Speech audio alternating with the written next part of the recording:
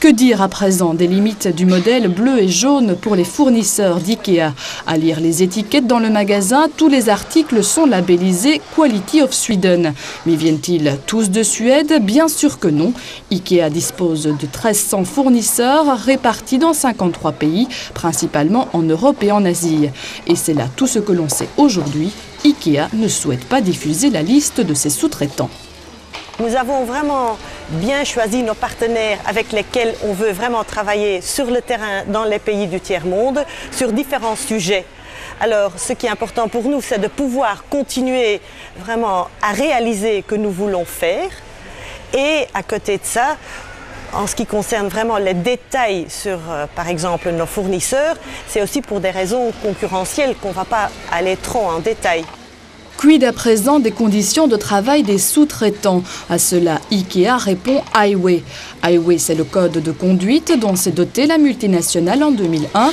Il s'agit d'un recueil de règles fondamentales imposées à tous les sous-traitants. Il est question de protection de l'environnement, pour le bois essentiellement, mais aussi de conditions de travail.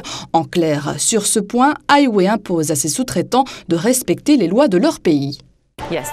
Oui, c'est vrai, mais IKEA est présent dans 54 pays. On ne peut donc pas avoir nos propres règles. Nous faisons des affaires et donc, oui, en effet, nous faisons respecter les lois. Mais nous faisons tellement plus. On ne se contente pas de payer les salaires.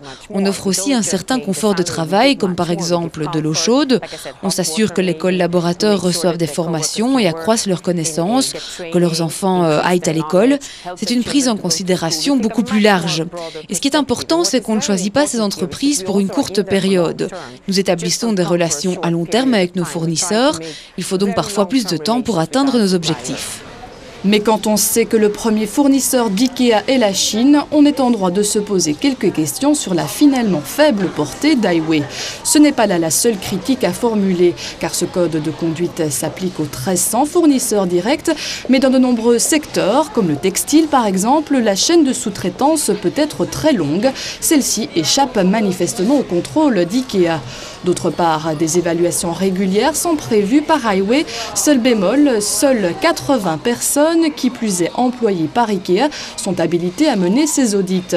Enfin, la multinationale publie un rapport social et environnemental annuel, un rapport interne en quelque sorte, un bulletin qu'IKEA se rend à elle-même sans aucun contrôle indépendant.